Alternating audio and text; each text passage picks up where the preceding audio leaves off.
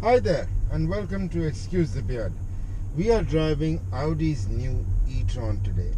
The Audi e-tron, by the way, competes against the Mercedes-Benz EQC, the Jaguar I-Pace, and the soon-to-be launched BMW iX.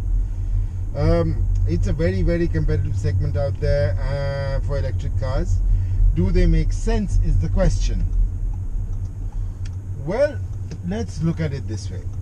Now, on my computer in front of me, I've got a display saying I've done about 4.8 to 4.9 kilometers per kilowatt hour, which is a unit of electricity. That works out. Now, I'm talking about peak rate in Delhi in residential areas is 8.5 rupees, 8 rupees 50 paise per unit. And that works out to around, let's put it like this, about ₹1.50 per kilometer. Now, an equivalent petrol or diesel SUV, the e-tron would say compete, it's equivalent to say a Q5. It's actually based on the long-wheelbase Q5. Would at best, I'm driving a BMW X3 right now with a 2-liter diesel engine, and that gives me about 11 to 12 kilometers per liter of diesel, and diesel in Delhi right now is about 90 rupees.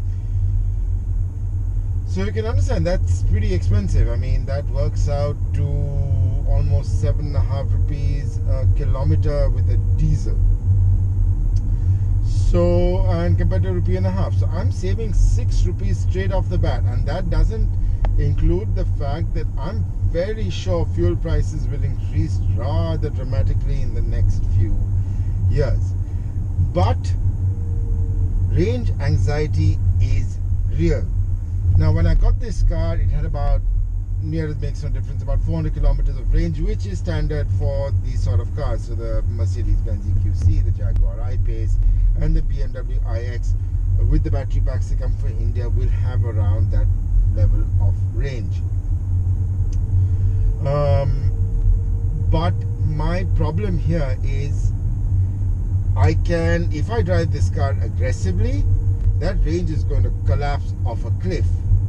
However, if I drive the car like I'm driving it right now, not really pushing it, driving at under 50 kilometers an hour, I'm in the city, I don't have to push it, I can't push it. There's a lot of traffic out there. What happens is I can actually extend my range a good 15, 20, even 30%.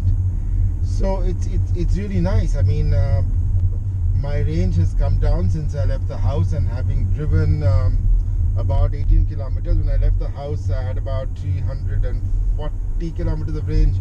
I've driven 17.6 kilometers. Now I have 333 kilometers of range. So I've lost 7 kilometers of range of driving 17.5 kilometers. So because I haven't pushed it, I haven't driven aggressively, and I don't have to drive aggressively. That is the beauty of electric cars. But if I do drive aggressively, it can fall off a cliff. You see, when I drive say an Audi Q5, or since we're comparing Audis, if I drove an RS Q5 or SQ5, and I gunned it and drove it like blazing, all guns blazing, my right foot being a leaden one, and got fuel economy down to 3, 4, 5 kilometers a liter, I know I can always go to a petrol pump, and even with waiting, even with a full tank, even with the large fuel tanks that cars like this have, in about a maximum of 10 minutes I would have tanked up the car, let the brakes, and cooled down a bit, maybe even filled up some air, and be out of there. If I run out of range on something like this, I can go to a fast charging station, but there are not so many of them. There are a few. There is one at the Indian Oil pump at Chanakyapuri, right next to the Ashoka Hotel. There's one near my house, Tito Marg, near Panchir Enclave. Very nice. You can use those fast chargers. But even with a fast charger and with electric cars, if you're a car nerd like I am, you've got to really start understanding battery chemistry and battery physics, with heat and all of that. Batteries don't charge very quickly. Batteries take a while to charge. So even with a fast charger, even if we say, in 15 minutes I'll get to 50% of charge, or 30 minutes I'll get to 50% of charge, that's a significant amount of time. The problem is, after that 50%, electric cars and batteries, the way they charge, they don't charge. The first 50% happens very quickly. In fact, if I am driving a long distance, say I'm driving 800 kilometers and I have to charge my car once, if I have 2 charging stations, it actually makes more sense in terms of time to stop, charge a car to 50% on a high-speed charger in 15 minutes, then go another 200 kilometers, find another high-speed charger and charge it again. So that is there.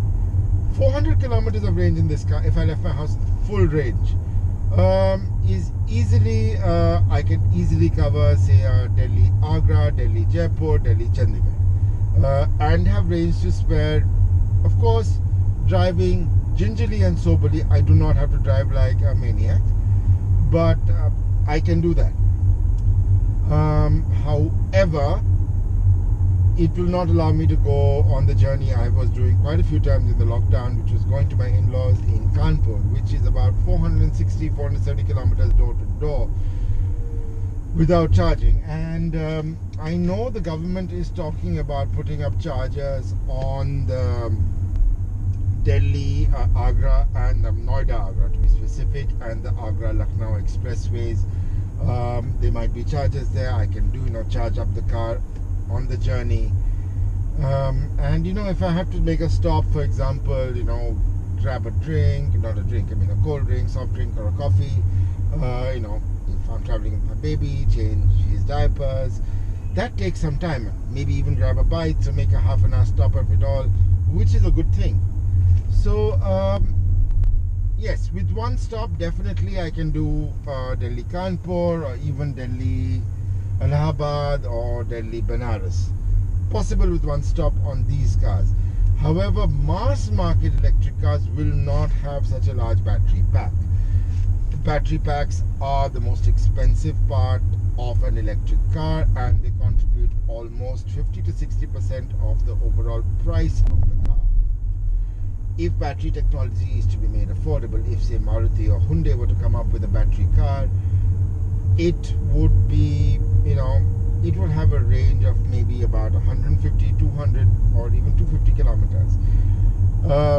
I know the Tata Nexon got into a spot of bother with the government of Delhi, and I unfortunately have heard stories about people who own that vehicle and some other cheaper electric vehicles who have talked about how their cars have suddenly died on them.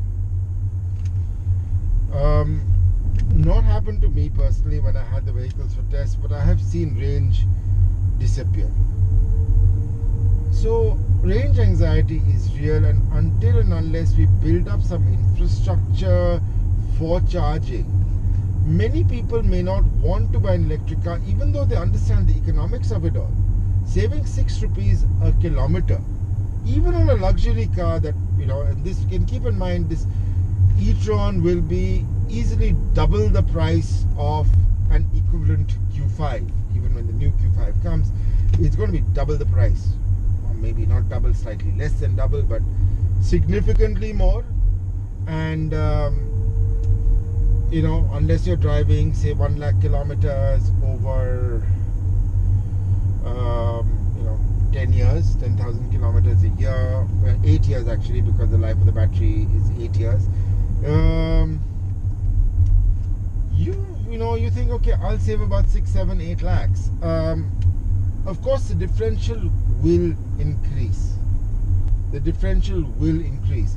While I think electricity prices also will go up gradually, fuel prices, I'm sure by 2025 will be closer to 140, 150 rupees a litre. So let's be honest about this. Let's not pretend that fuel is cheap. Let's be honest.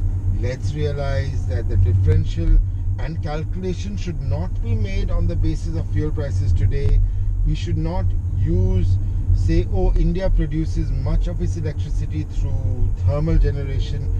That is today. That is not going to be the case in 6, 7, 8 years' time.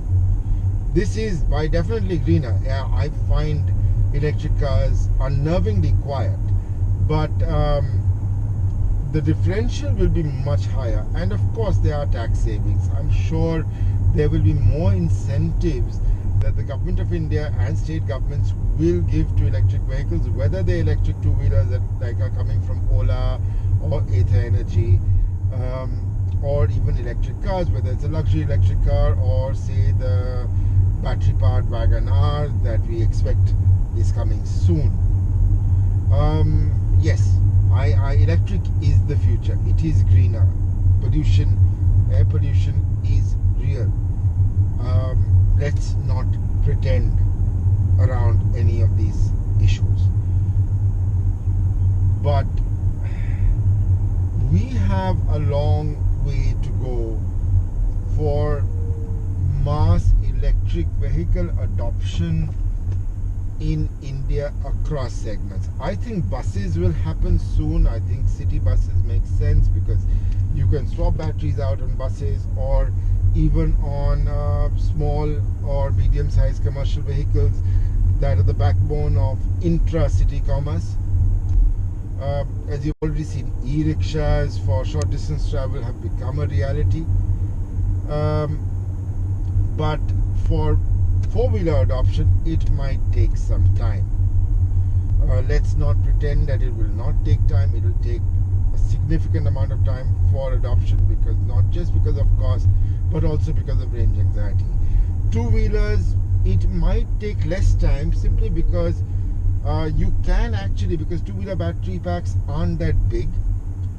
The challenge in two-wheelers, according to me, is the trifecta of 70, which is a range of 70 kilometers, a top speed of 70 kilometers per hour, and a price of 70,000 rupees. It will take time, but this is a start. Thanks for watching Excuse the Beard. This has got a bit longer than I thought it would go, but do like this video and do subscribe for more such awesome automotive content, aviation content, and history content. Thanks for watching again, and I really appreciate the likes.